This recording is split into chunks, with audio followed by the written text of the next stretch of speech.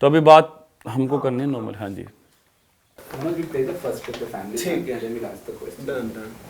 बहुत बहुत दूर दूर है सब कुछ, जिसमें पता लगेगा नहीं।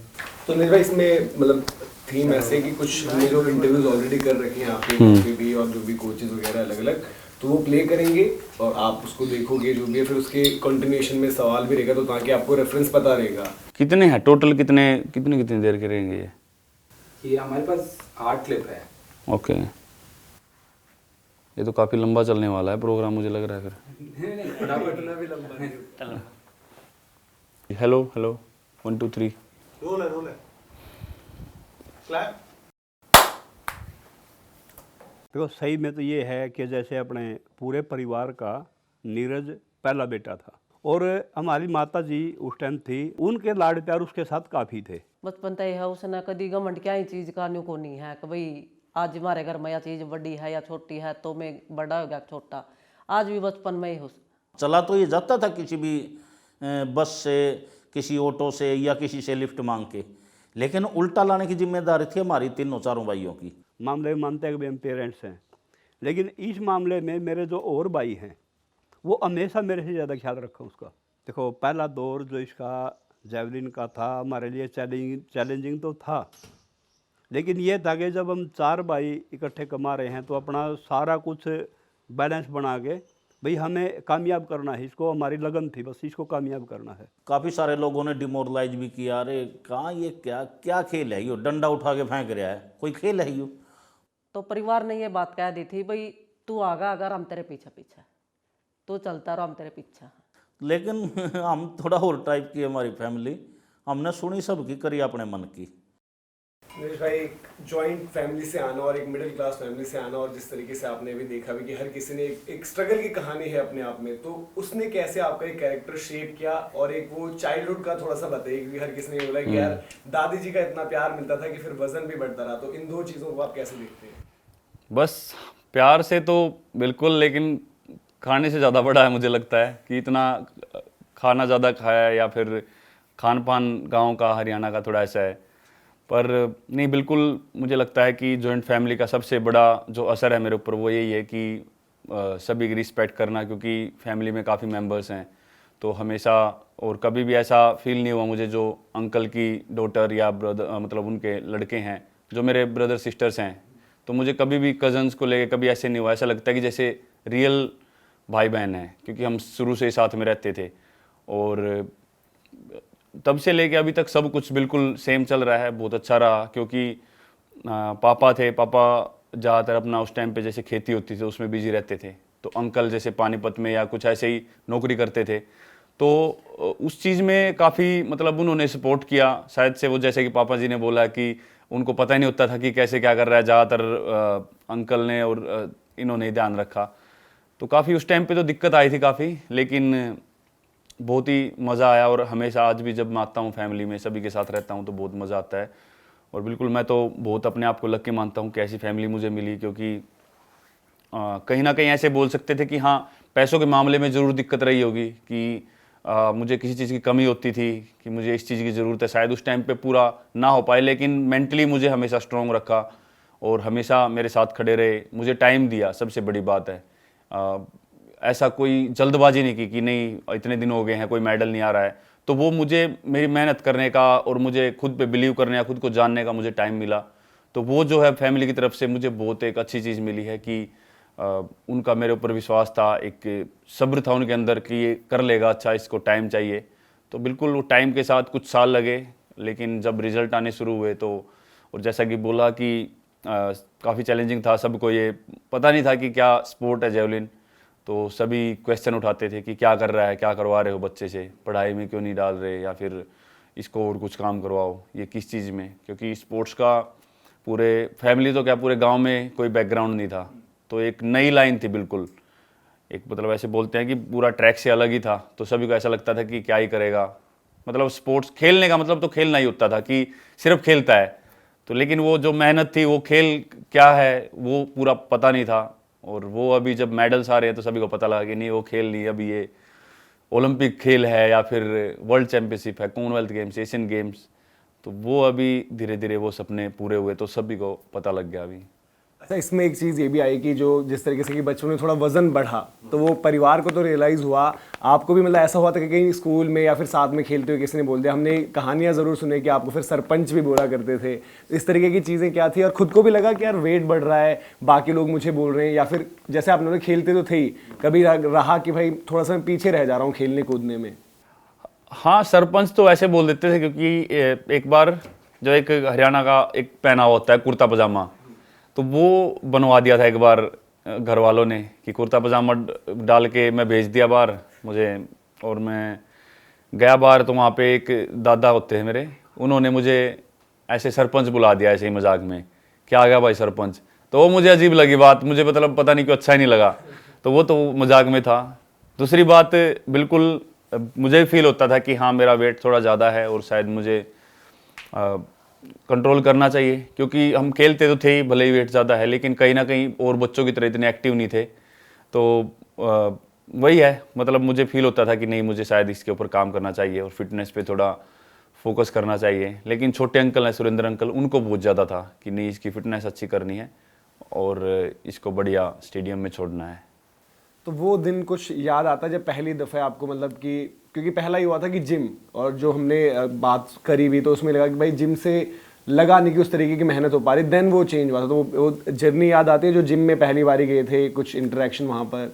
जिम में बिल्कुल जी, यहाँ से मैं साइकिल पे जाता था, 7-8 किलोमीटर का रास्ता था, और फिर जाना आना, मुझे लगता है कि वो ज़्यादा मेहनत थी जिम के अंदर से करने से। तो वो आना जाना ही बहुत ज़्यादा मेहनत हो जाती थी। जिम में इतनी ज़्यादा नहीं कर पाता था क्योंकि वहाँ पे इतना कोई ट्रेनर वगैरह नहीं होते थे, लेकिन फिर भी जो आना जाना होता था साइकिल पे पूरा, मैं मतलब कोशिश करता था कि उसको कभी फास्ट कभी स्लो, तो वो ट्रेनिंग मुझे लगता है ज़्यादा हो जाती थी। तो फिर थोड़े दिन बाद वही फील हुआ कि रिजल्ट तो इतने अच्छे आ नहीं रहे, क्योंकि मैं वहाँ पे कर नहीं पाता इतना वर्कआउट।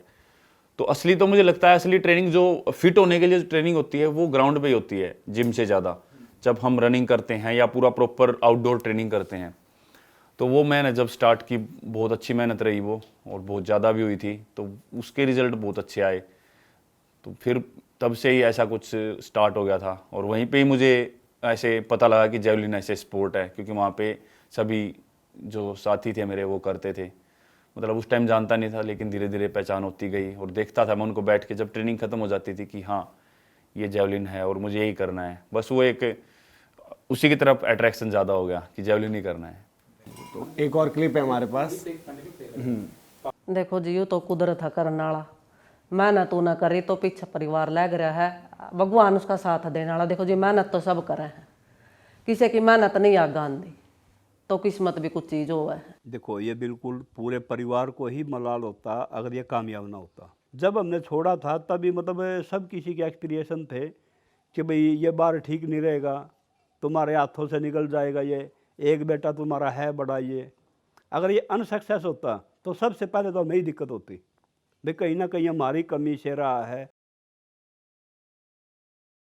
ये जो आपने सुना भी जो अंकल जी ने जिस तरीके से बात कही, क्योंकि आपने बोला कि लोग सवाल भी उठाते थे कि यार ये क्या हो रहा है, कौन सा गेम खिला रहे हो। चाचा जी ने बोला कि यार डंडे डंडे वंडे उठा के फेंकने वाला गेम है। तो वो कभी माइंड पर प्ले करता था, या फिर लगता था कि यार कि इतना ज़्यादा, आपको पता है कि थोड़ा आर्थिक स्थिति भी उस वक्त पर उतनी बेहतर नहीं थी, तो मतलब अर्ली स्टेजेस में ऑब्वियसली जब मैच्योर हो जाते हैं तब तो पता रहता है, बट उस टाइम देखकर आपको भी ये फील होता था कि यार कि इतनी मेहनत लग रही है, पूरा परिवार मेरे पीछे लगा हुआ है, तो मुझे भी अपना बेस्ट देना है, और ठान लिया कि अब कुछ करके ही दिखाना है?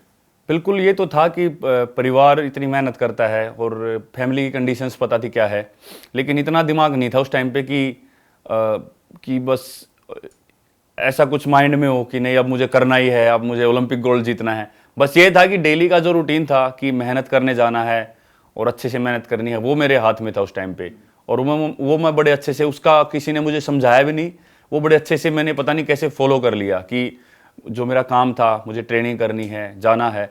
मुझे लगता है कि वो कहीं ना कहीं पैशन था, तो मैं इतने अच्छे से कर पाया।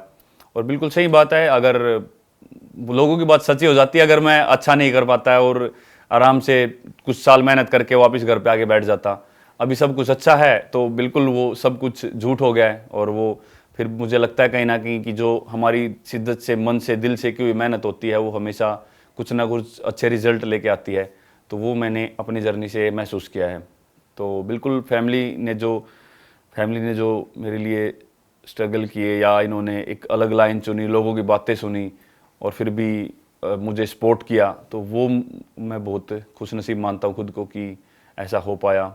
बाकी तो जो नॉर्मली आप गांव से देखोगे तो बहुत ही नॉर्मल फैमिली से सभी बच्चे होते हैं और सभी को बहुत दिक्कत आती है, पर फिर भी मुझे लगता है कि जो एक कहीं ना कहीं मेंटली जो फैमिली का रोल होता है कि वो अपने बच्चे को स्ट्रॉन्ग रखें, तो वो बहुत ज़्यादा ज़रूरी होता है। और वही मुझे लगता है कि वही जो इन्होंने मेरी फैमिली ने मेरी लाइफ में रोल अदा किया है, उसकी वजह से ऐसे आगे बढ़ पाया हूँ। सेकंड ट्रिप कर लेते हैं। लगभग 1-1.5 साल के बाद उस तब से मैं इसको बोल रहा हूँ कि तू कुछ खास करने के लिए ही बना है, क्योंकि हमारे पास खोने के लिए कुछ ही नहीं था जी, हमारे पास पाने के लिए सब कुछ था। तो यानी उसको डरना ही नहीं है किसी चीज़ से, हम तो सिर्फ गेन करने वाले हैं। कोई दिक्कत नहीं है, थरो नहीं लग रही है, ये चीज़ सोचनी नहीं है कभी, बस जाना है कंपटीशन में तो एंजॉय करना है। जो मेहनत की है ना इतनी, उसके मज़े लेने हैं। अब आप चले गए, इतनी मेहनत करके आए हो ग्राउंड से, वहाँ पे सोच रहे हो मेडल जीतना, मेडल से क्या है, मेडल आ ही जाएगा जब आप अच्छा परफॉर्म कर रहे हो। बेटर है कि आप जब बाहर निकलो तो खुश होकर निकलो कि हाँ मैंने पूरा एफर्ट दिया है। बिल्कुल जी, सही बात है, जैसे कि बोला, और वही चीज़ करते हैं। क्योंकि ऐसा भी रहा है कि बिल्कुल अभी ओलंपिक्स के बाद सभी अच्छे से फॉलो करने लगे तो पता लगता है और मेडल भी आ रहे हैं सभी जगह पे।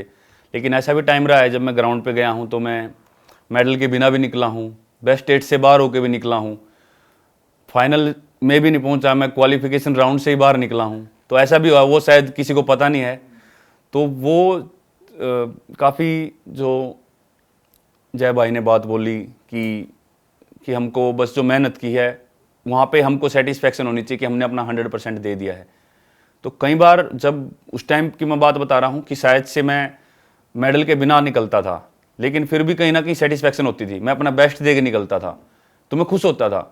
लेकिन अगर हम अपना बेस्ट दें और थ्रो भी अच्छी लगे लेकिन मेडल ना हो तो वो कहीं ना कहीं चल जाता है। लेकिन अगर मेडल है और कहीं ना कहीं अगर रिजल्ट इतना अच्छा ना रहे तो फिर भी कहीं ना कहीं क्वेश्चन रहता है कि यार थ्रो कैसे नहीं लगी, इतनी अच्छी थ्रो कैसे नहीं हुई। अभी हाल ही में डायमंड लीग में 83 समथिंग थ्रो किया मैंने, लेकिन वहाँ पे सेकंड रह गया और 84 कुछ में वहाँ पे फर्स्ट पोजीशन चली गई। तो वो मुझे लगता था कि यार, मुझे यही लग रहा था कि इतने कम उसमें ऐसे चला गया, मतलब हाथ की थ्रो थी और वो निकल गया। वैसे तो डायमंड लीग की फाइनल उसमें सेकंड पोजीशन अच्छी है, लेकिन अभी वो चीज़ ऐसे फील होती है। लेकिन पहले ऐसा नहीं होता था, क्योंकि अभी एक वो बन गया ना कि नहीं यार अब करना है, तो वो कहीं ना कहीं पहले इंजॉय ज़्यादा कर पाते थे। अभी कहीं ना कहीं वो जो एक आप उसको एक उम्मीद लगा लो या फिर खुद से भी उम्मीद है, लोगों की भी हैं, और वो चीज़ कहीं ना कहीं कई बार हावी हो जाती है खुद पे। लेकिन वो चीज़ कोशिश करते हैं कि फिर भी थोड़ा सा अपने आप को थोड़ा सा हट के रखें, अपने आप को उस मोमेंट में रखें कि नहीं यार खेलने आए हैं और खेलना है, एंजॉय करना है। तो बिल्कुल कुछ कंपटीशन हो जाते हैं ऐसे, लेकिन कुछ में फिर काफ़ी कुछ सीखने को मिलता है। एशियन गेम्स में ऐसी सिचुएशन हो गई थी तो वहाँ से बहुत कुछ सीखने को मिला कि लास्ट थ्रो में सीजन के एंड में इतना अच्छा हो पाया। तो वही है, सीख ही रहे हैं अभी तक। बिल्कुल ऐसा कुछ फील नहीं हुआ कि बहुत अच्छा कर दिया है, और अभी तो बहुत कुछ आना बाकी है, मुझे खुद ये फील होता है। और जैसा कि जय भाई ने बताया कि हमारे पास खोने को कुछ नहीं था, क्योंकि ऐसा कुछ था नहीं कि हमारे पास ऑलरेडी है कुछ, तो पाने गेन करने को ही था और मेहनत करी, और यही था कि बस अच्छा करते रहना है। तो थोड़ा भी अच्छा होता था तो अच्छा ही होता था हमारे लिए। ऐसा नहीं है कि थोड़े अच्छे में बहुत खुशी मिलती थी, चाहे कुछ भी 1 मीटर थ्रो बढ़ जाए ग्राउंड पे, उसमें बहुत ज़्यादा खुशी मिलती थी। तो वही था, गेन करने के लिए था और उसी के लिए मेहनत की बिल्कुल, और ऊपर वाले का भी साथ रहा और सभी की सपोर्ट रही तो अच्छा होता भी गया। बीच में रुकावटें आई, इंजरी आई, लेकिन काफ़ी खुश हैं कि इतनी अच्छी जर्नी चल रही है, सब कुछ अच्छा रहा। बड़े कंपटीशन में मैं फिट रहा, सबसे मेन बात वो है।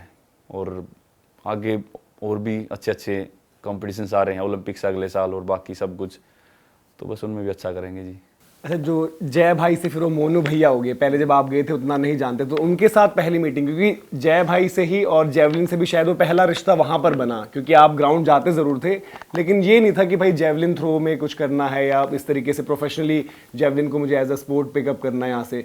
तो वो कुछ यादें हैं कि कैसे जय भाई ने आपको कहा कि यार कि कुछ अलग हो रहा है, ये जो थ्रो पहली थ्रो तूने करी है ये मुझे कुछ डिफरेंट लग रही है, तो इसमें करो कुछ। फिर फैमिली से उन्होंने बातचीत करी, आपने भी कहा कि भाई घर पे समझाना पड़ेगा, उनको नहीं पता है क्या चीज़ है, तो वो थोड़ा सा रिकॉल कर पाएंगे? नहीं, बिल्कुल जय भाई तो मतलब आप सभी जय बोलते हैं, हम तो मोनू भाई साहब बोलते हैं, तो इसलिए हमारे लिए तो मोनू भाई हैं। तो स्टार्टिंग में जब मैंने असिस्ट थ्रो किए थे तो इतने ज़्यादा ठीक नहीं थे, पर फिर भी जब फर्स्ट टाइम के हिसाब से या कुछ दिन हुए थे करते हुए, उसके हिसाब से काफ़ी अच्छे थे। तो स्टार्टिंग में तो मतलब थोड़ा टाइम लगा था जब मोनू भाई साथ में आए थे घर पे, लेकिन वो स्टार्टिंग में तो मैंने ही बताया था घर पे कि ऐसे ऐसे जेवलिन किया है शुरू, और फिर धीरे धीरे जब अंकल ग्राउंड में आते थे तो मोनू भाई साहब से मिले, तो उनसे बातचीत हुई, तो पता लगा कि ये भी बहुत ज़्यादा मेहनती हैं और अच्छे से अपनी मेहनत कर रहे हैं। बस इनका इंजरी का काफ़ी प्रॉब्लम रही इनके कैरियर में, तो इंजरी की वजह से जब मेन कंपटीशन आता था तो इनको इंजरी हो जाती थी कुछ ना कुछ, तो उसकी वजह से ये नहीं हो पाए। लेकिन इनकी सपोर्ट काफ़ी रही मेरे साथ, और एक बिलीव था इनका भी कि हाँ मैं अच्छा कर सकता हूँ। और फैमिली को भी बिल्कुल अगर जेवलिन के बारे में कुछ बात करनी होती तो ये बताते थे कि हाँ बिल्कुल बहुत अच्छा है। एथलेटिक्स को अगर आप इंडिया में उस टाइम ना देख के अगर ग्लोबली एथलेटिक्स में, वैसे तो रहे थे हमारे पीटी उषा मैम हैं, मिल्खा सिंह, अंजू बॉबी जॉर्ज, तो मतलब ऐसे बहुत सारे एग्जाम्पल्स रहे थे, लेकिन फिर भी शायद हमारे यहाँ पे एथलेटिक्स को इतना फॉलो नहीं करते थे। लेकिन जब उनको बताया कि यूरोपियन लेवल पे एथलेटिक्स कितना बड़ा स्पोर्ट है और कितना इसको लोग फॉलो करते हैं, तो धीरे धीरे फैमिली में भी वो इंटरेस्ट बनने लगा कि नहीं ठीक है, जो चल रहा है अच्छा है।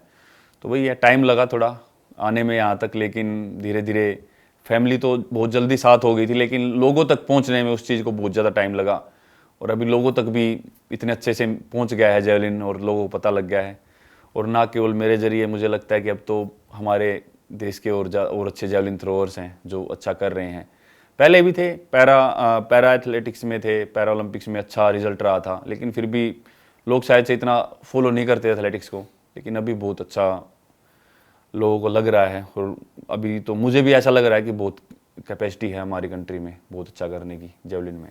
जो आपने एक सपोर्ट की बात करी और शायद जो आपको भी उस स्टेज पर मिला, और आपकी सबसे खास चीज़ जो एक ऑब्वियसली चैंपियन है, वो सारी चीज़ें तो हैं, लेकिन जब भी आप प्रेस कॉन्फ्रेंस एड्रेस करते हो, हम अटेंड करते हैं, वर्चुअली ज़्यादा रहता है, लेकिन आप आखिर में हमेशा जब भी आपसे कहा जाता है यार कि कुछ बात करें, कुछ बताएं, आपको क्या कहना है, तो आप कहते हो यार कि जो आप कर रहे हो काम, अब बाकियों को भी कवर कर रहे हो, तो वो चीज़ कंटिन्यू करो, क्योंकि एक छोटी सी न्यूज़पेपर कटिंग एक एथलीट के लिए बहुत बड़ी चीज़ होती है।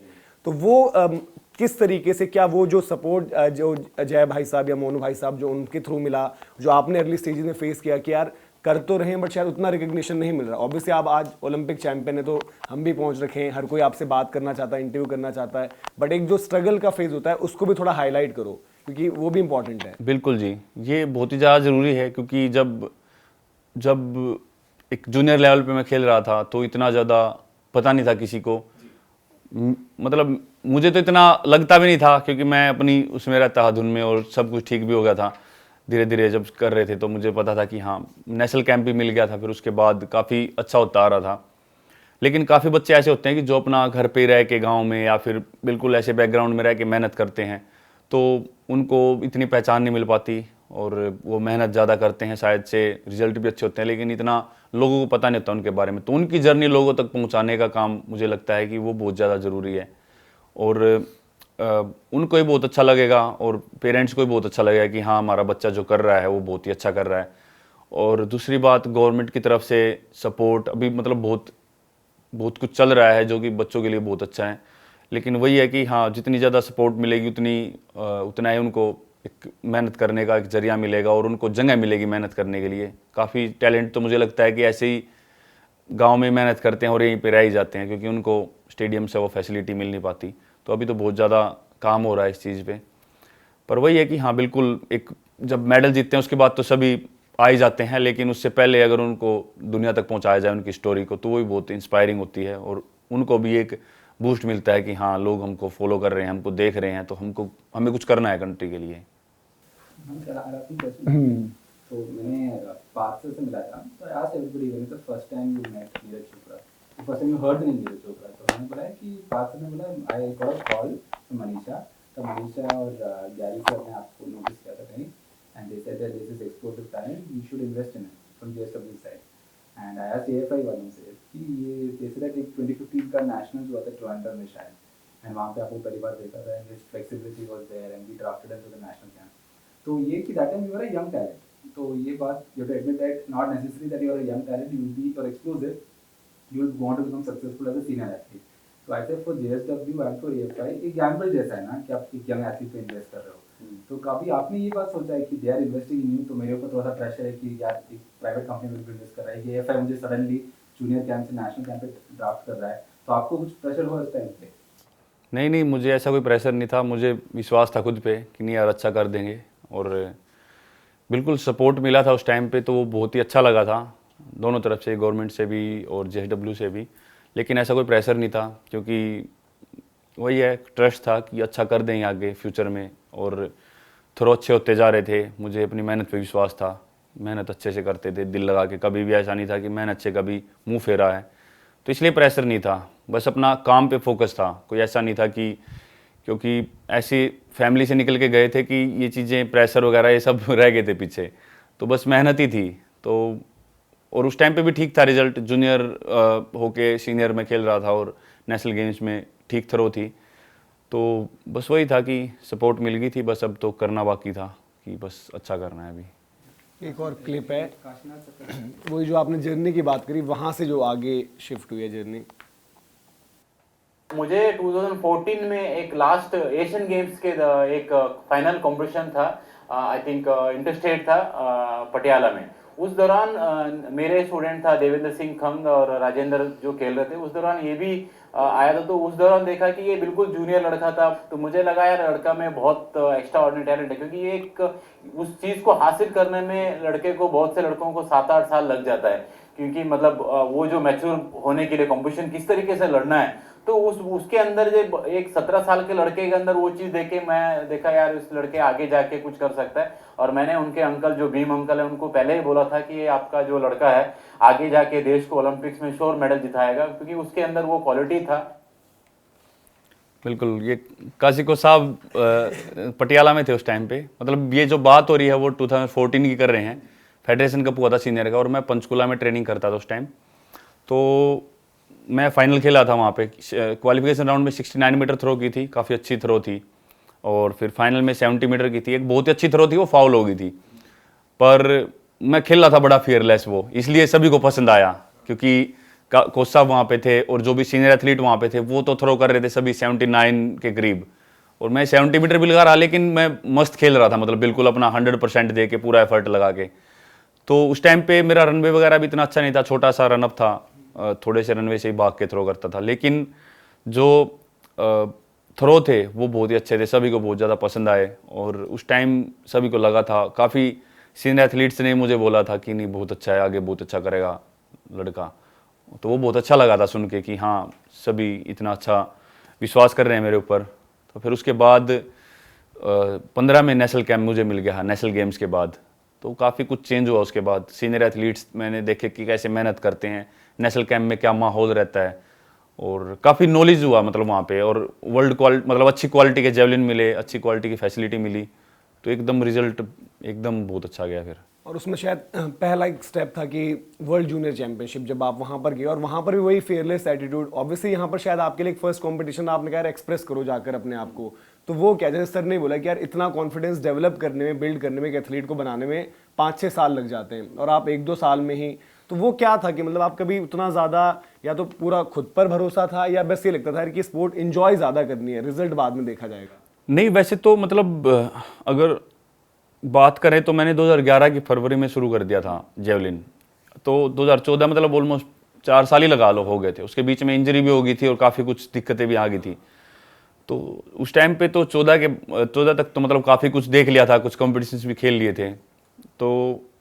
थोड़ा टाइम तो लगा था, लेकिन हाँ ये ज़रूर है कि रिजल्ट नहीं रुके, मतलब मेरी थ्रो रुकी नहीं, मेरी थ्रो चलती गई। ऐसा होता है जेवलिन में कि शायद कुछ टाइम आता है कि रुक जाती है थ्रो, निकलती नहीं है इतने अच्छे से, कि एक टाइम आता है कि और ज़्यादा काम करना होता है चीज़ों पे और टेक्निक पे, तो रुक जाती है एक डिस्टेंस के बाद, तो मेरी चलती रही, मतलब वो चीज़ काफ़ी अच्छी हुई। और वही है कि मेहनत शायद से अच्छी रही, जैसे मोनू भाई साहब हैं, मतलब बेस बोलते हैं कि वो बहुत अच्छा रहा, नींव बढ़िया से डली कि अच्छी मेहनत करी, टेक्निकली चीज़ों को स्ट्रॉन्ग रखा, तो वो चीज़ें थी। लेकिन टाइम तो लगा, ऐसा नहीं है कि टाइम नहीं लगा, टाइम लगा, लेकिन हाँ रिजल्ट नहीं रुका, और उसी की वजह से जो एक पेशेंस रखा स्टार्टिंग में, शुरू में ये नहीं सोचा कि बस स्ट्रेंथ पे काम कर लूँ या मैं बहुत ज़्यादा स्ट्रॉन्ग हो जाऊँ, बहुत ही लाइट चीज़ों पे काम किया, स्टेप बाय स्टेप चीज़ें की, ऐसा नहीं किया कभी भी कि जल्दी से रिजल्ट पाने के चक्कर में एक्स्ट्राऑर्डिनरी कुछ वर्कआउट कर लो, तो वो चीज़ स्लो स्लो चले। तो वो पेशेंस की जो मैं बात करता हूँ हमेशा, तो वो मुझे लगता है कि आगे लेके जाने में बहुत ज़्यादा हेल्प की पेशेंस ने। सब्र था कहीं ना कहीं अंदर, और बिल्कुल सही अच्छे से मेहनत हो पाई स्टेप बाय स्टेप। जब थ्रो अच्छी बढ़ती रही तो अपॉर्चुनिटी अच्छी मिलती गई, कंपटीशन अच्छे मिलते गए। जैसे यहाँ से पानीपत से फिर मैं पंचकुला गया, वहाँ पे हॉस्टल था, सभी बच्चों के बीच में, सभी लड़कों के बीच में ट्रेनिंग करते थे। फिर उसके बाद जब नेशनल गेम्स में अच्छा रिजल्ट रहा तो नेशनल कैंप मिल गया। फिर उसके बाद 2016 में गैरी कैलवर्ट कोच आ गए थे, तो फिर पोलैंड कैंप चला गया, तो वहाँ पे कुछ कंपटीशन मिले। तो स्टेप बाय स्टेप मतलब चीज़ें भी अच्छी होती चली गई। ऐसा नहीं है कि बस ट्रेनिंग हुई और वहीं पे रहे, तो कंपटीशन मिलते गए, इंटरनेशनल कंपटीशन मिले, तो खेलने का तरीका पता लगा कि कैसे खेलना है, तो तब जाके वो एक्सपीरियंस धीरे धीरे गेन हुआ। अच्छा, वो स्टेज कौन सी? कभी कभी होता है कि दो तरीके से होता है। एक तो रियलाइजेशन ये होता है कि यार शायद ना लेवल ऊपर है, मैं अभी उस पर नहीं हूँ, या ये पता चलता है कि जो लेवल है एट पार हूँ या उससे हल्का ऊपर हूँ। तो वो कभी रियलाइजेशन वाला फैक्टर है। जैसे आपने कि 11 में स्टार्ट किया तो कहीं पर लगा कि यार मतलब जो बाकी के हैं नो डाउट वो भी अच्छे हैं, पर शायद कुछ अलग है यहाँ पर। या फिर कभी कभी लगता है कि एक बड़ा कंपटीशन आता है तो आपको लगता है कि भाई अपने घर में तो हीरो हैं, पर बाहर जाकर पता चल रहा है लेवल तगड़ा है। नहीं, मतलब घर में भी ऐसा भी हुआ था कि शायद जैसे कि मैंने 2014 की बात की, तो वहाँ पे भी मैं 8वीं पोजीशन पे था, सीनियर का कंपटीशन था वो। लेकिन थ्रो से मैं सेटिस्फाई था कि हाँ अच्छी थ्रो है। और बाहर के वजह से बात करें तो मैं 2015 में एशियन चैंपियनशिप खेला था चाइना में, तो वहाँ पे 9th रह गया था मैं, बेस्ट 8 से बाहर हो गया था। तो लगता था कि हाँ अच्छी थ्रो कर दूंगा उस टाइम पे, लेकिन नहीं हुई। 2016 में जब मैं सैप गेम खेला, 82.23 मीटर वहाँ पे थ्रो थी, तो उस टाइम पे लगा कि हाँ कुछ कर मतलब ओलंपिक के लिए क्वालिफाई कर सकता हूँ, रियो ओलंपिक्स के लिए। लेकिन मेन जब मुझे पता लगा असली कि हाँ नहीं अभी इंटरनेशनल लेवल पे भी कर देंगे बढ़िया, मतलब किसी भी कंपटीशन में उतारे तो अच्छा ही करेंगे, तो वो लगा वर्ल्ड जूनियर में। क्योंकि वर्ल्ड जूनियर चैंपियनशिप में एकदम बहुत अच्छी पर्सनल बेस्ट हुई। जैसे 82.23 थी तो 86.48 मीटर मैंने वहाँ पे बेस्ट की, तो वो एक जो जंप था वो काफ़ी अच्छा था। और उस टाइम मुझे लगा कि हाँ यार अभी उस लाइन में, अब उस क्लास में आ गए हैं, और अभी कहीं पे भी उतार दो अभी अच्छा ही करेंगे, कोई दिक्कत नहीं। तो वो कॉन्फिडेंस वर्ल्ड जूनियर में आया। और उसके बाद वापस आकर वो चेंज महसूस किया, क्योंकि एकदम से एक रिकॉर्ड था ना कि वर्ल्ड जूनियर चैंपियन, मीडिया की पूरी अटेंशन। हाँ जी। तो वो लगा कि भाई ये एकदम से क्या हो रहा है, इतनी ज्यादा लाइमलाइट। हाँ बिल्कुल, काफ़ी लोग जानने भी लगे थे, और उस टाइम पे इतना पता नहीं था ट्विटर वगैरह का, कि काफ़ी लोगों ने ट्वीट किया था, जैसे फैमिली से या फ्रेंड्स की तरफ से उन्होंने स्क्रीनशॉट भेजा था कि देखो इस बंदे ने ट्वीट किया, यहाँ पे पॉलिटिशियन ने, एक्टर ने ट्वीट किया। तो वो चीज़ नहीं थी मेरे लिए भी कि अच्छा मतलब इतने लोग जानने लगे हैं मुझे इंडिया में। जब मैं इंडिया में आया तो फिर काफ़ी मीडिया वगैरह थी मेरे, एक बार तो मतलब कॉन्शियस हो गया था कि कैसे क्या हो रहा है सब कुछ ये। लेकिन वही है कि ठीक है, ऐसा पता था कि हाँ रिजल्ट अच्छा रहा है तो सभी को पता है। फिर सभी जो रियो ओलंपिक से आए थे तो प्रधानमंत्री जी से मिलना था, तो मुझे भी बुला लिया था कि नीरज को ही बुला लो, तो मुझे भी वहाँ पे खड़ा कर दिया था। तो काफ़ी अच्छा लगा था, सभी एथलीट से मिल पाया उस टाइम में, और ऐसे फील हुआ कि नहीं यार और अच्छा करना है, मुझे भी अगली बार ओलंपिक्स वगैरह खेलना है या बढ़िया करना है। तो वो जो उस टाइम पे जो पहचान मिली और जो लोगों का विश्वास मेरे प्रति दिखा, तो उसने भी काफ़ी हेल्प की कि नहीं यार आगे अच्छा करना है। There's one particular video of which on the sand you dig the thing, you settle it, and then he does the jump, one single leap and stuff. Yes, like that, yes. right? What is the method behind all this madness here? He loves doing all these jumps, the explosive part, the jumps and all. He loves doing that.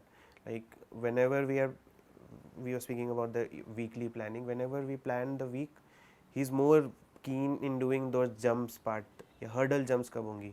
So whenever we're doing the hurdle jumps, he tries to achieve the maximum. There's a video of you and him, another core workout on Yes. Instagram. How hard is it to keep up with the champion?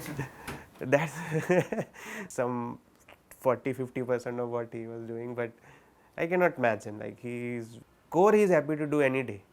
You wake him up and you tell him let's do some ab workout or core, and he can do it. Ishan भाई के भी आपने सुना होगा, तो वो एक connection Haryana वाला भी, और वो कुछ जो जिद फैक्टर रहता है, वो किस तरीके की आप आपस में बॉन्ड शेयर करते हो एक थोड़ा सा, क्योंकि एक आपस में साथ में एक जर्नी भी जी रहे होते हो। बिल्कुल ईशान भाई के साथ 2017 से हैं। मैं कॉन्टेक्ट एक बार बता देता हूँ। हाँ। ईशान भाई बोल दिया कि पहले मैं हरियाणा रेसलर्स के साथ था। वो मैं मेंशन करने वाला था इसलिए हरियाणा उसने के। बोला कि पहले हरियाणा रेसलर्स के साथ था एंड सडनली जेएसडब्ल्यू पे and total be with Neeraj. मैं पहली बार मिला तो मेरा अप्रोच वही था, अरे फिर से हरियाणा वाला एथलीट होगा, वो जिद होगा उन लोग का। वो जो रेसलर्स वो क्या दंड करते हैं, दंड वो जो प्रैक्टिस होता है ना, वो जिद करते हैं कि वो करना ही करना है, which is not good for them. तो उसके बारे में कनेक्शन बोल रहा था। नहीं, मेरे हिसाब से दंड तो मतलब करते ही हैं सभी, लेकिन वो कितना करना है वो इम्पोर्टेंट है। मतलब हर वर्कआउट का एक वो होता है ना। अब मैं बोलूँ कि मुझे थ्रो ही करते रहना 4 घंटे तक, वो भी आपसे गलत है। शिकायत भी रहती नहीं कि कभी कभी आप रुकते ही नहीं हो, जिद है, लगे ही रहते हो, कोई बोलते हैं कि रेस्ट है, थोड़ा सा रेस्ट कर लो।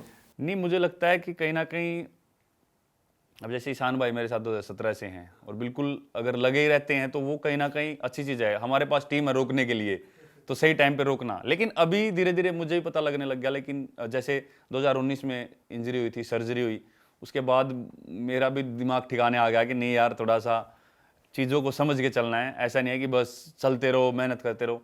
उस टाइम मैंने बहुत ज़्यादा मेहनत की थी, बहुत ही ज़्यादा। मतलब कि इतनी मेहनत मैंने लाइफ में कभी नहीं की अपने स्पोर्ट्स कैरियर में जितनी मैंने तब की थी। बहुत ही अच्छा लग रहा था कि नहीं यार, बहुत बढ़िया करना है। कई महीने तक लगातार मेहनत करते रहे, प्रॉपर घर पे भी नहीं आया। लेकिन रिजल्ट में क्या मिला? इंजरी।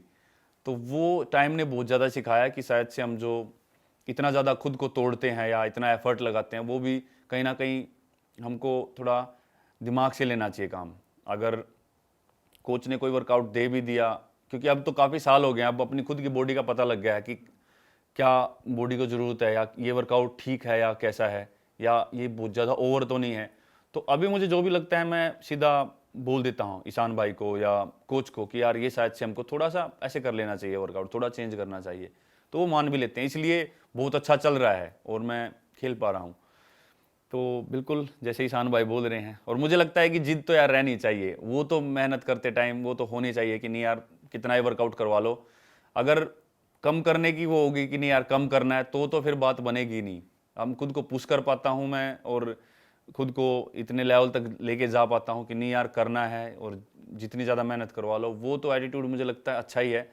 बस कहीं ना कहीं मुझे लगता है कि अगर हम खुद ना रोक पाए खुद को, तो टीम होनी चाहिए। जैसे टीम है तो वो बता देते हैं कि नहीं यार इतना बहुत है आज के लिए। तो वो अच्छा है मेरे साथ कि मेरे पास टीम भी अच्छी है और मैं अब समझने भी लग गया हूँ चीज़ों को। सर, टेक्निकलिटीज़ भी कुछ कुछ होते हैं, और जब कोई एथलीट इतना ज़बरदस्त कर रहा होता है तो हमने देखा कभी उसेन बोल्ट पर अलग सी रिसर्च होती है कि बॉडी टाइप ये वो। फेल्प्स पर हमने देखा, क्रिकेट में जसप्रीत बुमराह को लेकर उनके एक्शन और वो सब, जैसे कि छोटा रनर बट एक्सप्लोसिव पावर आती है। आपकी भी आर्म स्ट्रेंथ और उसको लेकर बात होती है। तो थोड़ा सा दर्शकों को आसान भाषा में अगर आप समझाना चाहें, क्योंकि मैंने ये भी देखा कि उस सेंस में भी ग्रो किया है कि टेक्निकलिटीज़ और साइंस को भी साथ में लेकर आप आगे बढ़ें। जैसे आपने एक प्रेस कॉन्फ्रेंस में बताया था कितना वेट एक जब थ्रो कर रहे होते हैं तो आता है। तो वो आप कैसे देखते हैं, क्या अलग है आप में बाकियों के कंपैरिजन में जो थोड़ा सा आपको डिफरेंट बनाता है? थ्रो का मतलब मैं सही बताऊं तो साइंस के तरीके से अगर बोले तो मुझे बहुत ज़्यादा नॉलेज नहीं था। जब से कोच क्लाउज आए तो काफ़ी चीज़ों का पता लगा। जैसे वो हमारी ब्लॉकिंग लेग में हमारा 9 से 10 गुना वेट आ जाता है, बॉडी वेट, जब हम थ्रो करते हैं। तो वो चीज़ें मुझे पहले नहीं पता थी, लेकिन कोच ने रिसर्च किया उसके ऊपर बाकी एथलीट्स के साथ। तो वो चीज़ उन्होंने मतलब दिखाई मुझे कि इतना वेट आता है। तो मतलब एक बार तो मुझे सुन के ऐसा लगा कि यार इतने स्ट्रोंग हैं हम मतलब पता नहीं लगता ना कि यार 10 गुना, मतलब अगर मान लो मेरे अंदर 90 kg वेट है तो 900 किलो तक मैं कैसे वो कर सकता हूँ कंट्रोल, लेकिन वो है। और वो चीज़ पता लगती है उसी टाइम जब हम थ्रो करते हैं। अब मैं आपके सामने बैठा हूँ और जब थ्रो करता हूँ तो बिल्कुल माइंड और बॉडी अलग ही होता है, अलग ही लेवल पे होता है। कितना भी एफर्ट लगा लो, कितना भी लोड दे लो बॉडी पे, वो सहन कर लेती है। तो वो कहीं ना कहीं मुझे लगता है कि मेंटल स्ट्रेंथ भी है कि मेंटली हम अपने आप को उस लेवल तक ले जाते हैं, पुश करते हैं। और आपने जैसा कि पूछा कि दोनों चीज़ों को लेके चल रहे हैं, जैसे साइंस है और बाकी जो स्पोर्ट्स का जो अपनी बाकी चीज़ें हैं जो इम्प्रूव करनी है। तो बिल्कुल जो जेवलिन है वो बहुत ही टेक्निकल स्पोर्ट है। तो बहुत ज़्यादा नीचे से हमको एंकल से लेके ऊपर तक अपनी शोल्डर रिस्ट तक काम करना होता है। हर बॉडी पार्ट का अपना काम है। हम जब क्रॉस स्टेप लेते हैं या रनिंग करते हैं तो बिल्कुल हम फास्ट स्पीड में करनी है और प्रॉपर हम पंजे पे, मतलब जितना पंजे पे रह सके बढ़िया टो पे, तो वो प्रॉपर अच्छे से फास्ट भागना है। तो जब हम थ्रो करते हैं तो वो एंकल से शुरू होता है, फिर नी का काम होता है, फिर हिप का, बैक का, और फिर पूरा शोल्डर और एल्बो, और फिर मतलब पूरा एक चेन है ये, और आगे से भी जो ब्लॉकिंग लेग का है उसका है पूरा। तो काफ़ी छोटे छोटे पॉइंट्स हैं जो कि काफ़ी कुछ पॉइंट्स तो ऐसे हैं कि जब मैंने जेवलिन शुरू किया था तब से हैं, और अभी तक वो इम्प्रूव नहीं हो पाए, मतलब इतने अच्छे नहीं हो पाए जितने हम कोशिश करते हैं। तो कुछ चीज़ें ऐसी हैं, तो इतना टफ है मतलब उन चीज़ों पे काम करना, क्योंकि थ्रो का टाइम बहुत ही कम होता है, और उसमें इतने पॉइंट्स को एकदम इम्प्रूव करना बहुत ही मुश्किल होता है। काफ़ी चीज़ें बहुत अच्छी इंप्रूव हुई हैं, काफ़ी चीज़ें हैं जो इतनी बेटर नहीं हो पाई, तो उन चीज़ों पे हमेशा काम कर रहे हैं। इसलिए अच्छा लगता है मेहनत करना, और हमेशा एक वो रहता है कि इम्प्रूवमेंट का हमेशा एक माइंड में ये रहता है कि इम्प्रूवमेंट के लिए बहुत जगह है अभी, और भी हम अच्छा कर सकते हैं। और बाकी स्ट्रेंथ के ऊपर है जो, या कोच जो भी करवाते हैं तो स्ट्रेंथ का पार्ट है, तो वो भी बहुत अच्छे से, जितना कोच जो भी बोलते हैं वो प्रॉपर तरीके से करते हैं। स्पीड है, वो बहुत अच्छा एक मुझे लगता है कि एडवांटेज है। जो जैसे कि आपने पूछा जो सबसे अलग क्या है, जो मैं खुद में फील करता हूँ, वो मुझे लगता है कि मेरी आर्म है। मेरी आर्म काफ़ी फास्ट है। जब मैं थ्रो करता हूँ तो मैं टेक्निक्स भले ही इतनी अच्छी ना आए, लेकिन मेरी आर्म अगर सही से सब कुछ सही हो जाए और आर्म पूरा काम कर दे प्रॉपर तरीके से, तो थ्रो अच्छी होती है। क्योंकि मैं फास्ट थ्रो कर देता हूँ, मतलब आर्म फास्ट है तो मैं 100% अपना कोशिश करता हूँ कि थ्रो पूरी 100% जानी चाहिए, और प्रॉपर जितनी फास्ट आर्म मैं उसके पीछे मार सकता हूँ उतना लगाऊँ जोर। तो आर्म फास्ट होने के कारण मुझे लगता है, फ्लेक्सिबल है और फास्ट है, तो उसका काफ़ी मुझे एडवांटेज मिलता है। जब आपको ग्लोबल स्टेज पे पहले सीनियर लेवल पर सबने देखा, तो आप जैसे भागते हुए आते थे, थ्रो करते टाइम गिरते थे, तो सबको लगा कि ये स्टाइल है, मतलब स्टाइल इन टर्म्स की एक हर एक एथलीट का, हर एक जैवलिन थ्रोअर का अपना अपना एक रहता है तरीका। उसके बाद जो चेंजेस करे वो भी क्या एक स्टडी का पार्ट था कि आपको लगा कि बेटर तरीके से बॉडी लगा सकते हैं और हैंडल कर सकते हैं सिचुएशन को? अगर गिरने के पार्ट की मैं बात बताऊं तो वो कोई बनावट ही नहीं था। मतलब कोई मैंने ट्रेनिंग में उसकी कोई ट्रेनिंग नहीं की कि मुझे थ्रो के बाद गिरना है। वो बहुत ही नेचुरल पार्ट था। जब ट्रेनिंग करता हूं तो कभी मैं गिरता नहीं हूं ट्रेनिंग करते हुए। जब मैं एफर्ट लगाता था कंपटीशन, जैसे कि मैंने बताया कि माइंड का और बॉडी का लेवल अलग ही हो जाता है कंपटीशन में, तो जब मैं पूरा एफर्ट लगाता था तो अपने आप ही इतनी फास्ट स्पीड और इतना ब्लॉक करके वो अपने आप ही मतलब हवा में बॉडी होकर गिर जाता था। तो वो बिल्कुल नेचुरल था सब कुछ। अभी भी कई बार मैं जब थ्रो करता हूं तो कई बार पहले हाथ लगते हैं और फिर मैं कंट्रोल करता हूं खुद को, जैसे ओलंपिक्स में भी देखा होगा और काफ़ी ऐसी जगह पे। तो वो सब का अलग अलग एक्शन होता है थ्रो करने का। लेकिन अभी भी मैं कोशिश कर रहा हूँ कि जैसे कि मैंने बताया कि काफ़ी कुछ चीज़ें हैं इम्प्रूव करने के लिए, और बिल्कुल वो जब तक खेलते रहेंगे, जब तक कोशिश करते हैं और इम्प्रूव करें और अपने आप को बेटर करें। आपके सीनियर लेवल की कॉम्पिटिशन्स भी आए 2018 में, एशियन गेम्स, कॉमनवेल्थ गेम्स, और उसके बाद क्योंकि काफ़ी बारी हमने देखा है कि फेम जब मिल जाती है, जब वो रिकग्निशन मिलती है, तो शायद किसी किसी की मोटिवेशन खत्म हो जाती है। तो कभी वो सब लगा कि यार ये सब डिस्टर्बेंस लग रहा है, मुझे महसूस हो रहा है, या फिर क्योंकि हमें पता है कि जिस बैकग्राउंड से आप आते हो वहाँ पर ये चीज़ें अभी भी आपको देखकर वो फीलिंग आती है कि यार वही है कि मतलब कोई स्टार्ट कर रहा है, अभी तो स्टार्ट करिए जर्नी। तो ऐसा कुछ रहा था? क्योंकि बाकियों के साथ हमने बहुत होते हुए देखा है। मैं आपको सच बताऊं तो असली चीज़ क्या है खिलाड़ी की लाइफ में? मेहनत है। मतलब वो पार्ट बहुत ही कम होता है जब हम खेलते हैं। मान लो मैं साल में कितने कंपटीशन खेल लूँगा, मैक्सिमम 10-12, तो वो 10-12 का मतलब है कि 10-12 दिन, लेकिन मेहनत के दिन हैं पूरा साल। तो वो टाइम ज़्यादा है, मैं उसको ज़्यादा एंजॉय करता हूँ। मेडल आते हैं, बिल्कुल बहुत अच्छा लगता है कि मेडल आया है और उसके लिए मेहनत करते हैं। लेकिन सबसे अच्छा पार्ट जो मुझे लगता है अपनी लाइफ का, कि डेली का जो हमको टास्क मिलता है, कि डेली की जो मेहनत करने का एक टारगेट मिलता है, तो मैं उसको एंजॉय करता हूँ कि यार सुबह उठना है, अब आज ये मेहनत किया है, कल ये मेहनत है, तो उसके लिए खुद को रेडी करना। और वो चैलेंज मुझे बहुत अच्छे लगते हैं, और वो तभी पूरे हो सकते हैं जब आप मेंटली स्ट्रांग हो और आपके माइंड में वो सक्सेस और वो मेडल का वो नहीं चढ़ा। तो बिल्कुल जो मेडल आते हैं, मैंने पहले ही बोला था कि मेरा ओलंपिक का मेडल था, मैंने कुछ दिन बाद घर पे रख दिया कि ये मेडल हो गया। अभी अगली बार क्या होने, अगले कॉम्पिटिशन्स क्या है, उन पे फोकस करना है और उनके लिए प्रॉपर मेहनत करनी है। तो मुझे लगता है कि मैं सभी को ये बोलना चाहूँगा कि अपनी मेहनत को, अपने डेली के रूटीन को, अपनी डेली के जो चैलेंजेस हैं उनको एंजॉय करो, अपनी मेहनत को एंजॉय करो, तो ये चीज़ आएंगी नहीं लाइफ में। मेडल बिल्कुल आता है, सब मिलता है, सभी तरफ से इंटरव्यू होते हैं, लोग आपको जानते हैं, फ़ोटोज़ लेते हैं, बिल्कुल वो बहुत अच्छा है। वो भगवान को धन्यवाद करो कि हमको ऐसा मौका मिला, और बिल्कुल मैं मानता हूँ और मैं हमेशा थैंक यू बोलता हूँ कि सभी की तरफ से इतनी प्रे मिलती हैं और सभी का इतना सहयोग मिलता है, इतना सब कुछ अच्छा हो रहा है, लेकिन फिर भी मुझे ऐसा लगता है कि बहुत मेरे अंदर अभी भी बहुत कुछ आना बाकी है, मतलब बहुत इम्प्रूवमेंट बाकी है। तो वो मैं उन चीज़ों पे काम कर रहा हूँ, और जब तक मुझे नहीं लगेगा कि यार हाँ ये मेरा 100% हो गया है, अब मतलब शायद ये इसके ऊपर शायद नहीं कर पाऊँगा मैं, तो तब तक मैं मेहनत करता रहूँगा और जब तक मैं उसी पैशन के साथ काम करता रहूँगा। तो बिल्कुल जैसा कि मैंने बताया कि मेडल आते हैं, बिल्कुल मोटिवेशन मिलता है उनसे, लेकिन फिर से अपनी नेक्स्ट डे ग्राउंड पे जाना, मेहनत करना, वो बहुत ज़्यादा ज़रूरी है अगर आपको और आगे कुछ अच्छा करना है, अचीव करना है। और बहुत बहुत अच्छा मज़ा आता है, मतलब अगर आप एक बार देखो जो भी मेडल आने के बाद जो एकदम ये सोचते हैं कि सब कुछ हो गया है, एक बार वो चीज़ हटा के एक बार फील करके देखो कि यार अभी आगे कितना और हो सकता है अच्छा, और वो फिर एक अलग आप एक्सपीरियंस करोगे कि यार इतना कुछ था आगे, मतलब हम कहाँ पे रुक गए और हम कहाँ पहुँच सकते थे। तो वो बहुत अच्छा लगता है कि नहीं यार।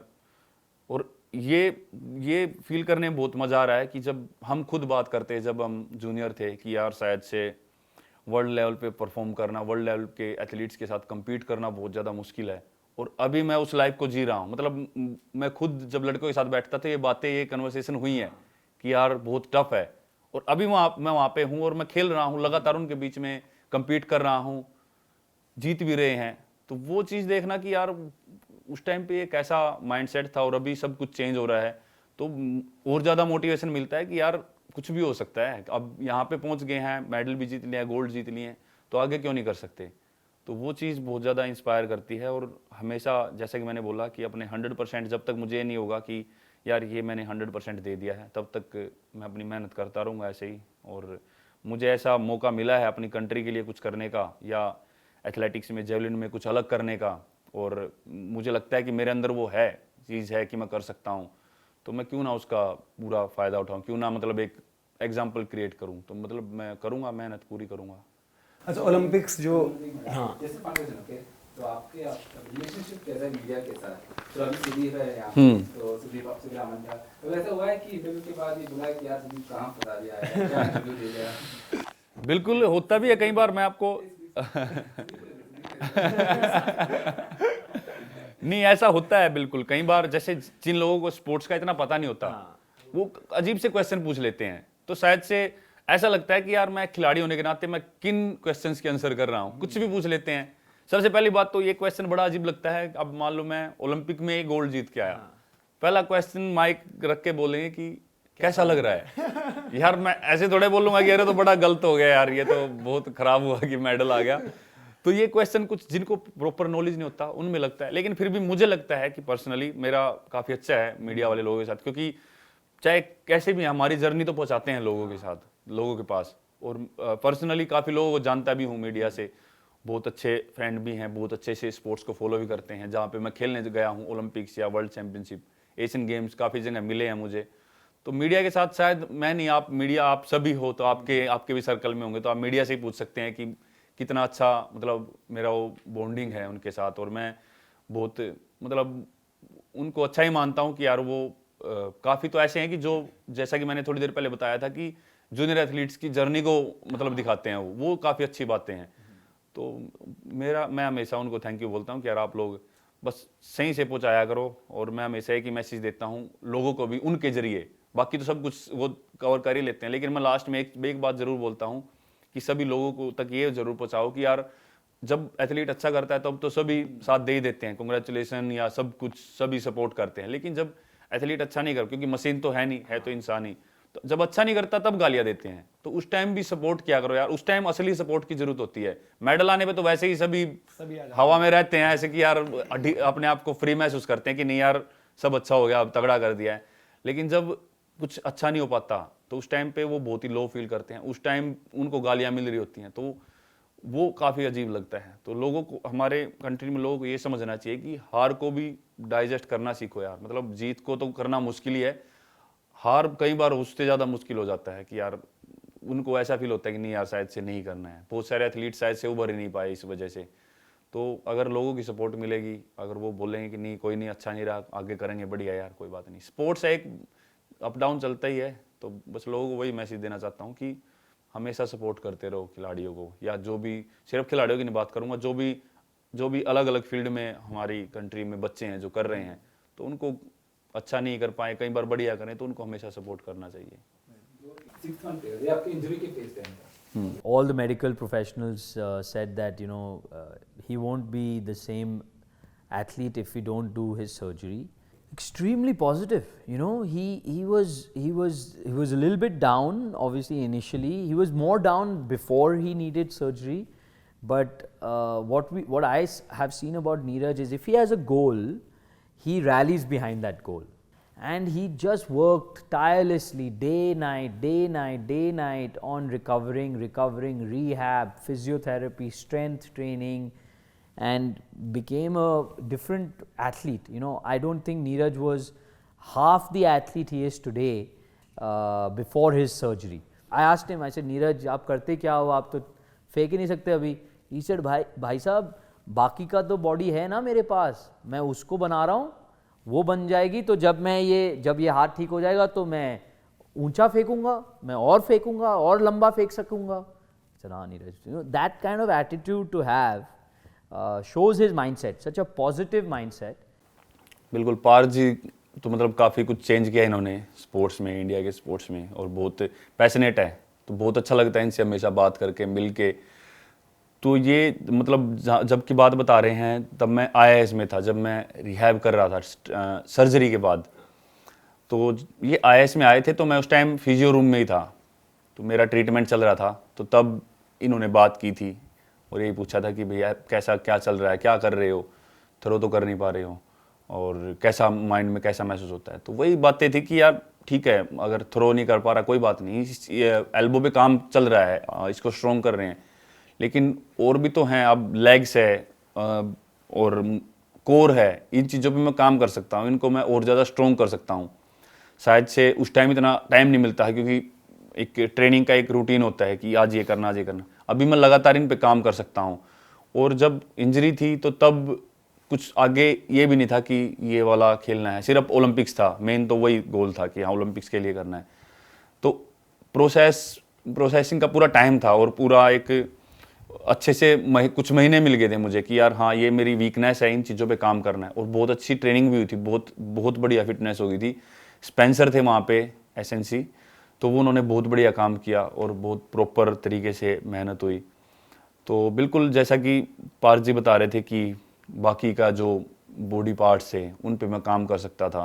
शायद से एल्बो की सिर्फ रिहैब चल रहा, लेकिन बाकी तो सब कुछ फिट था। तो बाकी मैंने रनिंग वगैरह, कोर स्ट्रेंथ, स्क्वाटिंग और बाकी जो भी अलग अलग एक्सरसाइज कर सकता था मैं, लेग्स की या मसल्स की, तो वो मैंने प्रॉपर तरीके से की अपने स्ट्रेंथ एंड कंडीशनिंग कोच के साथ और फिजियो के साथ।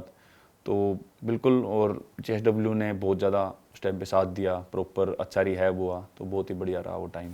जैसे आप टोक्यो ओलंपिक्स पहुंच गए, तो हम लोगों के लिए भी नया था, क्योंकि हम लोग भी पहले उतना ज़्यादा क्लोजली नहीं फॉलो कर रहे थे, तो हम भी पूरा स्टडी कर रहे थे, पढ़ रहे थे वेटर वगैरह की थ्रोज। तो आपका ही लग रहा था कि मेडल तो आएगा, पर ये नहीं लग रहा था कि गोल्ड ही आ जाएगा। तो वो दिन थोड़ा रिकॉल कर पाएंगे, और क्या आपके दिमाग में क्या चल रहा था कि मतलब कोई टारगेट था ऐसा कि फिनिश करना है मेडल में या फिर गोल्ड लेकर आना है, और किस तरीके से वो कंपटीशन आज आप वापस अगर देखते तो याद आता है? एक क्लिप प्ले आउट कर लेते हैं, एक चीज मनीषा वाला लास्ट में। मनीषा मैम का पार्ट रह गया था उनको, ये लास्ट एक पार्ट है, जो 8 हां ये वाला वार्म अप वाला। I don't pester the athletes during an event because I'm sure they're feeling, if I'm feeling the pressure, they are also feeling the pressure, right? So I used to talk to Klaus every day during Tokyo. From when they've landed in Tokyo, which was 9 days before the event, to the event, I used to talk to Klaus every day. Okay, what are you doing today? Okay, what did he do? What did he lift? What did he stretch? How many bounds did he do? Like I knew it all. I spoke to Klaus between the warm-up and when they go into the call room because the coaches are free, they're just sitting there. So I said, oh, how was it? How was the warm-up? Was it good? He goes, Neeraj only did 3 throws in the warm-up. I said, what? And I said, the others? He goes, yeah, Vetter was throwing above 90 in the warm-up. And all these people were throwing a lot, their normal warm-up. Neeraj did a warm-up for 15 minutes. And he's like, it's okay. Now, Klaus's exact words to me were, we've done what we can and now the chicken must fly. That's what Klaus told me. नहीं बिल्कुल, मैंने बहुत कम warm up किया था, जैसा Manisha ma'am बता रही हैं। वो काफ़ी बात करती रहती थी कोच के साथ और काफ़ी सपोर्ट करती हैं जब हमको कहीं बाहर जाना होता है या किसी भी एथलीट को ज़रूरत होती है तो काफ़ी अच्छे से सुनती हैं और हेल्प करती हैं। तो मैंने बहुत ही कम वार्म अप किया था क्योंकि वेदर ऐसा था, गर्म था वहाँ पे काफ़ी, सभी जेवलिन थ्रोअर्स वार्म अप करके अपना थ्रो कर रहे थे। तो मैं बैठा हुआ था, फिर भी कोच को बहुत ज़्यादा ऐसे उचाटी हो रही थी कि कुछ कर क्यों नहीं रहा है, मतलब कोच बार बार ऐसे बोल रहा था कि कम ऑन, मतलब मैं बैठा क्यों हूँ। मैं बोल रहा था कि कोई बात नहीं, क्योंकि मैंने वार्म अप पे देख लिया था, वार्म अप जो क्वालिफिकेशन राउंड हुए थे उसमें मैं आराम से, मुझे पता लग गया था कि यार गर्मी है तो सब कुछ हो जाएगा। और वैसे ही मुझे लगता है कि उस टाइम पे बॉडी वैसे ही वार्म रहती है, बस थोड़ा मेंटली हम थोड़ा राउंड वगैरह करें ग्राउंड का और 1-2 थ्रो करें तो सब कुछ सेट हो जाता है। तो वही फाइनल के लिए जब सभी थ्रो कर रहे थे वहाँ पे, जेवलिन वहाँ पे उड़ रही हैं और मैं वहाँ पे बैठा हूँ आराम से, तो कोच को टेंशन होगी कि यार क्या हो रहा है, ये कहीं लाइट तो नहीं ले रहा कंपटीशन को। पर ऐसा कुछ माइंड में नहीं था। मुझे लगता है कि सभी एथलीट्स को अपना एक पता होता है और मुझे लगता है कि सभी एथलीट्स की अपनी बॉडी होती है, अपना एक स्ट्रेंथ होती है। हमको दूसरों को देख के मैं कभी ऐसा नहीं सोचता कि दूसरे ये कर रहे हैं तो मैं फटाफट उनको फॉलो कर लूँ। बिल्कुल वो अपना रूटीन कर रहे थे, मुझे अपनी बॉडी का पता था कि हाँ मेरे लिए इतना टाइम बहुत है, मुझे बस 1 राउंड करना है, गर्मी है, अपनी एनर्जी को बचा के रखना फाइनल के लिए। तो मैंने जब 10-15 मिनट बचे थे तो मैंने कोच को बोला कि हाँ अभी हम कर सकते हैं, शायद से 15-20 मिनट होंगे। तो मैंने ऐसे 1 राउंड किया, थोड़ी स्ट्रेचिंग की, फिर हम थ्रोइंग फील्ड पे गए, सभी थ्रो कर रहे थे अच्छे तरीके से। तो मैंने कुछ, हम हैवी बॉल रखते हैं 800 ग्राम 900 ग्राम 1 किलो, तो कुछ 2-4 थ्रो उसके साथ किए और फिर 3 थ्रो जेवलिन के साथ की। तो 3 थ्रो के बीच में मुझे लगता है कि एक शायद 80+ थ्रो थी और बहुत ही अच्छा लग रहा था। बस वो 3 थ्रो करके फिर मैंने बोला कोच को कि बस हो गया, क्योंकि उस टाइम पे मुझे लगता है कि असली काम होता है अंदर थ्रो करना। बाहर मैं बहुत ज़्यादा कोशिश नहीं करता कि बाहर बहुत ज़्यादा थ्रो करूं। अंदर के अंदर भी 1-2 थ्रो मिले, वो भी अच्छे से हुए और फिर अपना फाइनल शुरू हो गया। तो वो फिर मुझे लगता है कि, और जैसा कि मेडल के बारे में आप पूछ रहे थे, मेडल का मुझे बिल्कुल था कि हाँ मेडल तो रहेगा। गोल्ड का सभी को, वेटर का था और बहुत अच्छी तैयारी में भी था, सभी को पता है, नो डाउट। 2 साल तक अनबीटेबल था, 90+ के बहुत ज़्यादा कंपटीशन में थ्रो किए थे। मैं खुद बहुत ज़्यादा इंस्पायर हो रहा था कि कितना अच्छा थ्रो कर रहा है। लेकिन वही है कि कुछ कंपटीशन रहते हैं, शायद वही स्पोर्ट्स में अप डाउन होता है, तो काफ़ी इतना अच्छा नहीं रहा वेटर के लिए वो कंपटीशन। और मेरे माइंड में लेकिन ये था कि मेरे दिमाग में यही था कि नहीं यार, मुझे अपना बेस्ट देना है, चाहे कोई भी है, कोई कितनी भी थ्रो कर रहा है उससे फ़र्क नहीं पड़ता, लेकिन मुझे अपना बेस्ट देना है। क्योंकि हमारा एक दूसरे के साथ तो कंपटीशन रहता ही है कि लेकिन सबसे पहले एथलीट का खुद से कंपटीशन होता है कि हमें खुद की बेस्ट परफॉर्मेंस देनी है, या जितनी थ्रो कर रखी है उसके आसपास तो थ्रो करनी ही है। वो मेन फोकस होता है। अगर वो हो जाए तो फिर दूसरे वाला तो काम हो ही जाता है। तो वो बिल्कुल, वो मुझे यही था कि मेरे मन में कि नहीं यार, मुझे अपना थ्रो करना है, बाकी सब देखी जाएगी। तो वही है, वो जैसे कि मैं बोलता हूँ, दिन ही डिपेंड करता है कि किसका क्या मेडल होने वाला है। बिल्कुल वो अपना 100% फियरलेस होकर थ्रो की, रिलैक्स था वहाँ पे, बढ़िया से थ्रो कर पाया, तो वो बढ़िया रहा रिजल्ट पे। अच्छा बेटर, जैसे हमें ये पता है कि भाई ऑब्वियसली एक चैंपियन खिलाड़ी वो हैं ही, बट उनका कुछ कमेंट था, मुझे एग्जैक्ट याद नहीं आ रहा, बट शायद कुछ ऐसा था कि नीरज तो बच्चा है अभी, तो क्या शायद वेटर को भी पता था कि भाई कंटेंडर कोई आ रहा है, तो वो आ रहा है नीरज चोपड़ा इंडिया से, और आपने वो रियलाइज कर लिया था कि थोड़ा माइंड गेम्स वाली बात है, थोड़ा मुझे शायद प्रेशर में डालने वाली, क्योंकि वी नो कि मतलब वो भी कोई मीन नहीं कर रहे होंगे वैसे, बट देन आपको पता है कि माहौल बनता है ऐसा, प्रेस कॉन्फ्रेंसिस में कुछ चीज़ें होती हैं। हाँ, मतलब ऐसा कुछ बोल दिया था, और ठीक है भाई, यही मानते थे कि हाँ ठीक है, बात तो भाई नहीं है अभी उतनी तरह, तो क्या दिक्कत है, बढ़ा देंगे आगे। लेकिन हाँ, ये मैं शुरू से ही मानता था कि यार जब तक कोई काम नहीं हो जाए तब तक हम नहीं बोल सकते कि हाँ ये कन्फर्म यही होने वाला है। तो शायद से बाद में मीडिया ने पूछा भी था, जब गोल्ड हो गया था और यहाँ पे इंडिया में आया, तो काफ़ी लोगों ने पूछा भी, तो आप क्या कमेंट बैक करना चाहोगे इस पर। मैं बोला कि यार कोई बात नहीं, इसमें कोई वो थोड़ा है कि यार कोई बहुत अच्छा था, जवाब देने वाली बात नहीं है। मैं रिस्पेक्ट करता हूँ, आपस में हम बहुत अच्छे, एक कॉम्पिटिटर नहीं, हम दोस्त भी हैं काफ़ी अच्छे, जब भी हम मिलते हैं अच्छे से बातें होती हैं। तो वो चीज़ मैं कभी भी मैं वो फील नहीं की मैंने कि यार कि कोई बात नहीं। वो जब भी बोली थी तो बिल्कुल वर्ल्ड नंबर 1 चल रहा था और बहुत अच्छी थ्रो लगा रहा था। बिल्कुल वो कुछ दिक्कतें हो जाती हैं कि शायद से नहीं हो पाया, या कुछ भी छोटी मोटी इंजरी हो, या कुछ भी उस दिन नहीं बन पाई बात, क्योंकि वही है जैसे मैंने बताया था कि मशीन नहीं है आदमी है, कि इतना ज़रूरी नहीं है कि जो सोचा है वो होगा ही। तो वही बात है कि नहीं हो पाया तो फिर कोई बात नहीं, अभी इंजरी से भी काफ़ी मतलब स्ट्रगलिंग चल रही है। तो हर एक एथलीट की अपनी जर्नी होती है, वो एफर्ट करते हैं लेकिन नहीं हो पाता कई बार। पर वही है कि हम जब भी मिलते हैं बहुत अच्छे से मिलते हैं और बहुत बढ़िया से, वो भी बहुत अच्छे से कंग्रेचुलेसन किया था और मिला भी है बहुत बढ़िया से। और शायद से अगले साल आप सभी को बहुत अच्छा कंपटीशन देखने को मिलेगा पेरिस में, सभी अच्छा फिट होके आएंगे। अच्छा, अभी ये सोचते हुए भी एक बस ओलंपिक्स वाला वो है, वो मेडल वाला, मतलब जैसे भी आप बता रहे थे तो सोचते हुए दोबारा से वो रोंगटे खड़े हो रहे थे, क्योंकि वो मोमेंट, मेडल आना, तिरंगा लहराना, और ये भी हुआ था कि आप मेडल लेकर गए तो आपके इर्द गिर्द तो लोग रो रहे हैं, आपको समझ नहीं आ रहा है कि क्या हो रहा है। फिर आप शायद गाड़ी में जब बैठते हैं ईशान भाई के साथ, देन आप बोलते हैं यार ये मतलब क्या हो गया, ये किस तरीके की चीज़ें। तो वो क्या था, मतलब रियलाइजेशन वाला पार्ट, और जो सब कुछ इतने इमोशनल हो रहे थे और आपको मतलब लग रहा था कि एक रूटीन करके कंपटीशन खेल के मैं आ गया हूँ, तो वो क्या फील था और कब लगा कि यार ये हमारे देश के लिए मतलब ये one of the biggest sporting moment है आज ट्रैक एंड फील्ड में, जहां हम नंबर गिनते थे कि यार इतने बंदे हमारे पार्टिसिपेट करेंगे, वहां आप चैंपियन बनकर आ रहे हो। हाँ बिल्कुल, वो तब तक तो सही बताऊं तो समझ में नहीं आया था कि क्या हुआ है, क्योंकि कंपटीशन खेलना ही था, अभी तक तो पहला ओलंपिक्स था और ऐसा कुछ सोचा नहीं था कि इतना अलग कुछ होगा। तो शायद से इसलिए भी रियलाइज़ नहीं कर पाया कि स्टेडियम भी खाली था उस टाइम, कोविड की वजह से इतने लोग नहीं थे। और एकदम मेडल हुआ तो मेरे पास फ़ोन भी नहीं था, फ़ोन भी ईशान भाई के पास था, तो मैंने फ़ोन भी यूज़ नहीं किया तब तक। शायद से इसलिए पता नहीं लगा कि क्या इंडिया में क्या हो चुका है। लेकिन जब मैं मतलब कुछ मीडिया के लोगों से मिला या इतने लोगों से मिला, जो उनके अंदर जो एक पावर, ऊर्जा देखने को मिल रही थी, बहुत ही ज़्यादा सभी एक्साइटेड थे। और जब मैंने फ़ोन ओपन किया तब पता लगा कि इंडिया में तो कुछ अलग ही माहौल चल रहा है और बहुत ही ज़बरदस्त फीलिंग थी वो। और बहुत ही एक ऐसा फील हो रहा था कि यार कि एथलेटिक्स में मतलब काफ़ी लोगों का एक सपना रहा था कि ऐसे मेडल हो और हमारा नेशनल एंथम बजे, तो वो मेरे ज़रिए पूरा हो पाया। लेकिन असली जो मुझे फीलिंग आई वो अगले दिन मॉर्निंग में थी, जब मेडल मेरे पास में रखा था और मैं सो गया था। तो सुबह उठ के जब मैं सो के उठा तो वो सपना ऐसा लग रहा था कि ये सच हो गया है। और फिर सारी जर्नी एकदम ऐसे याद आई कि यार ये तो कुछ अलग ही काम हुआ है। वो बहुत ही अच्छा लगा और ऐसा फील हुआ कि यार कि देखो कहाँ से कहाँ कुछ भी हो सकता है, मतलब लाइफ में उस टाइम बहुत कुछ माइंड में ऐसे आ रही थी, पॉजिटिव बातें, कुछ भी हो सकता है जो हम मेहनत करें दिल से।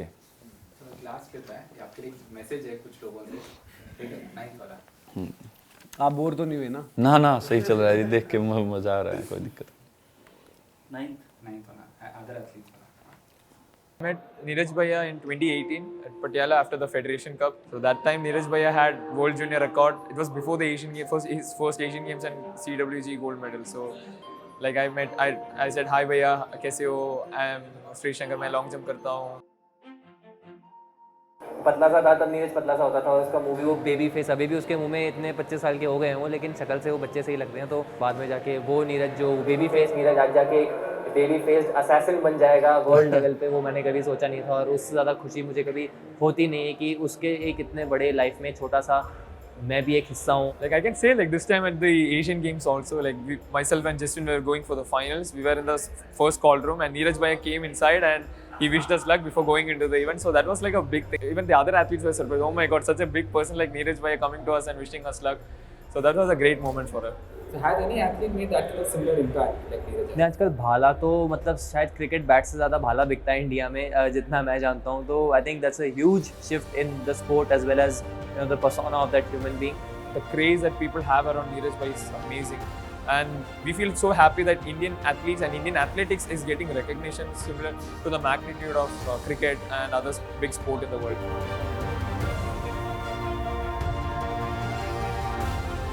Somewhere down the line you have that Olympic choker का टैग हमारे यहाँ शायद कहीं ना कहीं लगा हुआ है कि उस ज़माने से हम चौथे फिनिश कर रहे हैं, तीसरे तक भी नहीं पहुँच पा रहे हैं। एक साइकोलॉजिकल बैरियर जो नीरज ने ब्रेक किया है मेरे ख्याल से, वो उसका कोई तोड़ ही नहीं है। Like people come to my home and they see my picture with Neeraj Bhaiya hanging on the wall. They say, "Oh, you know Neeraj Chopra? Yeah, he's a very good friend of mine."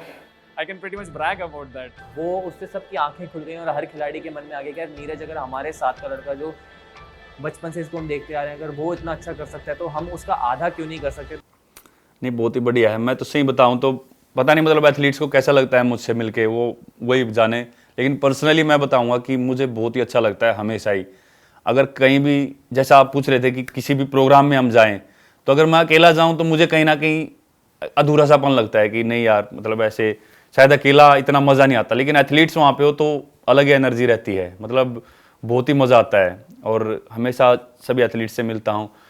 अगर बात करें javelin throw की, जैसे मन्नू और जैना है, सभी ने वर्ल्ड चैम्पियनशिप में देखा, और जैना को एशियन गेम्स में सभी ने देखा कैसे परफॉर्म कर रहे हैं। तो बहुत ही अच्छा लग रहा है कि किस तरीके से हमारा जेवलिन ग्रो कर रहा है।